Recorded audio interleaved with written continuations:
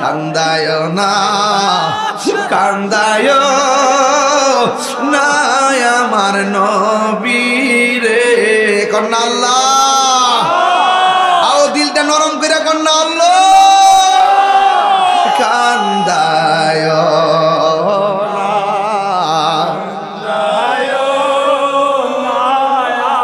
নবীরে,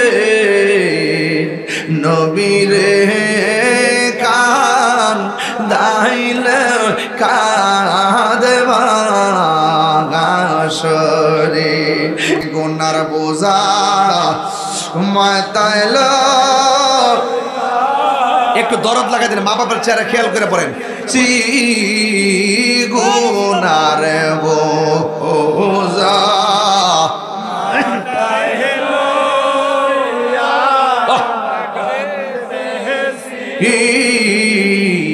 মাফ করে দাও মাহবুব আল্লাহ লাগি, মাফ করে দাও মাহবুব আল্লাহ।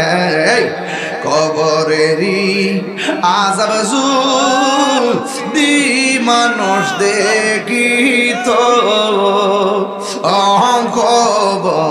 কবরেরই আযাব যদি মানুষ দেখিত, ঘর বাড়ি ছাড়িয়া পাগল হয়।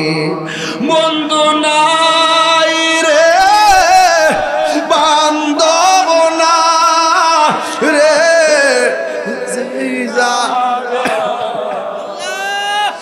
বন্ধু নাই রে,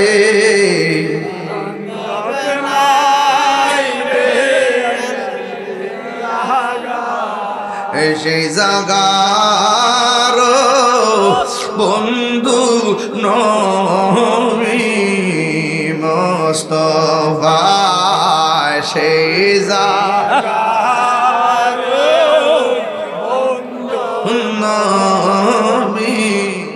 একটা জবান বন্ধ রাখবেন না। মা যদি হারায় থাকেন মার চেহারাটা মনে করেন, বাবা যদি হারায় থাকেন বাবার চেহারাটা মনে করেন। ও বন্ধুরে, বাড়িতে মা বাবার মনে কষ্ট দিয়া আমি তাহিরির সামনে লক্ষ্মীপুর মাহফিলে বইয়া আমার মনে কষ্ট দিয়ে আমার সামনে বসে ওয়াজ শুনবেন। আপনার মতো মুরিদ আমি তাহিরির দরকার নাই, আপনার মতো শ্রোতা আমার দরকার নাই। কেন বলছি জানেননি? এই পৃথিবীর মধ্যে সবার দুয়ার মধ্যে স্বার্থ আছে, কিন্তু মা বাবার দুয়ার মধ্যে কোনো স্বার্থ নাই। আমি আপনাকে শত শত প্রমাণ দিব। মার দোয়া পাইয়া অনেক মানুষ সাধারণ বান্দা থেকে আমার আল্লাহর বন্ধু হয়ে গেছে। কথা কোন ঠিক কিনা? গভীর মনোযোগ। আমার যুবক ভাইয়েরা, যদি আপনারা কথা বলেন আমিও কথা বলে বিদায় হব। আর মনে মনে যেহেতু মাঠটা পাইছি, সুন্দর মধুর ভাষায় কথা বলার চেষ্টা করব।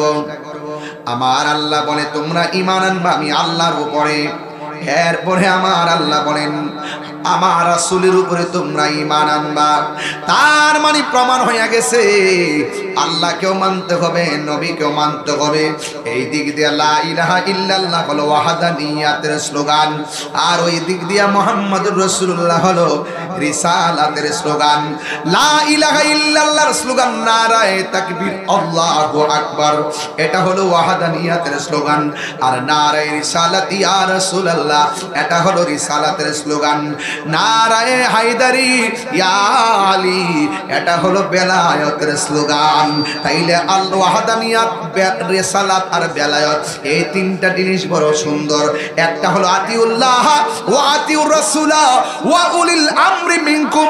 খুব ভিতরের কথা বলতেছি, পোলাপা নাও বুঝতে পারে, এই জন্য এত ভিতর ওয়াজ করবো কিনা এটাও ভাবতেছি। এরপরে যদি অনলাইনে মানুষ ঘর থেকে বসে ওয়াজ শুনে বলে যায়। একটা হলো ওয়াহদানিয়াত,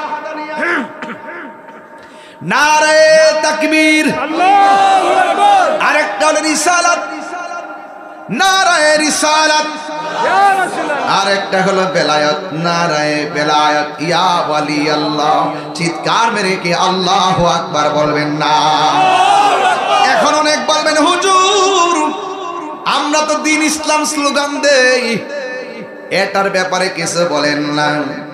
দ্বীন ইসলাম স্লোগান আপনিও মানেন আমিও মানি, আপনার ধর্মের নাম যেমন ইসলাম আমার ধর্মের নাম হলো ইসলাম, তাইলে আমারও কোনো আপত্তি নাই। তবে সিন্নি খাইলেন কার দ্বারা? মোল্লা চিনলেন না। ইসলাম আর কোরআন আসছে নবীর দ্বারা, নবী না চিনলে ইসলাম বুঝবেন না।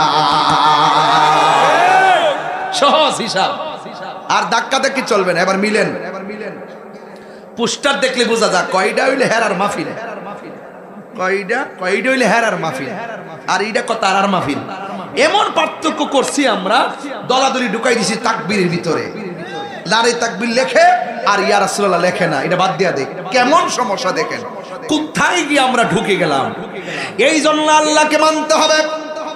এরপরে আল্লাহ রাব্বুল আলামিন তার বন্ধুর উপরে আসমানি কিতাব নাজিল করেছেন, একটা গ্রন্থ। ওই রামগঞ্জের বাবা, লক্ষ্মীপুরের বাবা, জবানটা খুলে বলুন সেই গ্রন্থের নাম কি?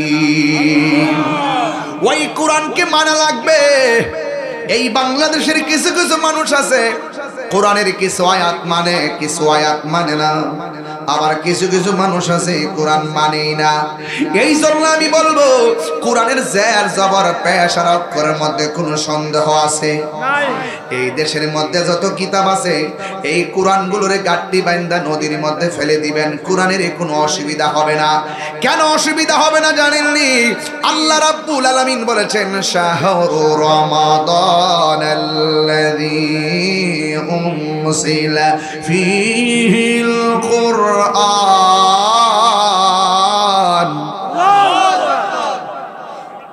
আল্লাহ রাব্বুল আলামিন বলেন এই কোরআনটা আমি রমজান মাসে নাজিল করেছি।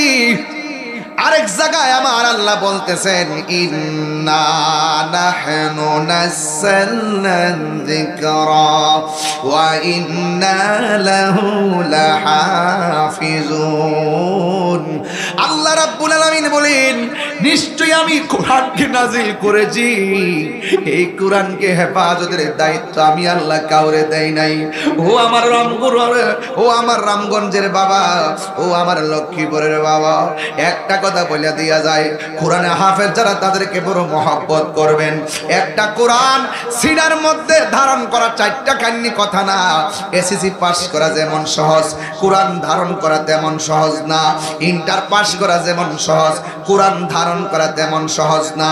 তাই তো আমার নবী, আপনার নবী রাহমাতুল লিল আলামিন বলেছেন যারা কোরআন শরীফটা হৃদয়ে ধারণ করে হাফেজ হয়, সেই মোতাবেক আমল করে, একজন নয় দুইজন নয়, এই কোরআনে হাফেজ হাশরের ময়দানে 10 জন, মতান্তরে 20 জনকে সুপারিশ করে জান্নাতের মধ্যে নিয়ে যেতে পারবি। এই জন্য যেই বয়সের ছেলেগুলো, আমি জানি না আপনারা কয়টা সূরা পড়ছেন, কয়টা মুখস্থ করছেন। আমরা যদি কোরআন মুখস্থ করতে না পারি আমাদের মতো দুর্ভাগ্যবান আর কেউ নাই রে। এই জন্য নামাজ পড়তে গেলে কোরআন লাগে কি লাগে না? আর জোরে বলো লাগে কি লাগে না? এই জন্য আল্লাহ বলছেন ও পৃথিবীর ঈমানদার আমার কোরআনের উপরে ঈমান আনবা, কারণ এই কোরআনটা হলো মুসলমান নয় সারা পৃথিবীর মানুষের জন্য সংবিধান। Humanity the holy Quran is the constitution of human life. এই কোরআনটা হলো মানব জাতির জন্য সংবিধান, এতে রয়েছে নিখুঁত নির্ভুল সমাধান। যুবক ভাইয়ের আমার আল্লাহ বলেন শুধু তাই নয়, আমার নবীর উপরে যত কোরআন, যত আসমানি কিতাব নাজিল হয়েছে, আমার বন্ধু নবীর পূর্বে যত আসমানি কিতাব নাজিল হয়েছে সবগুলাকে বিশ্বাস করা লাগবে। এই জন্য আল্লাহ কয় ও ঈমানদারেরা, আল্লাহ মানা নবী মানা নয়, নবী মানলেই আল্লাহ মানা হয়।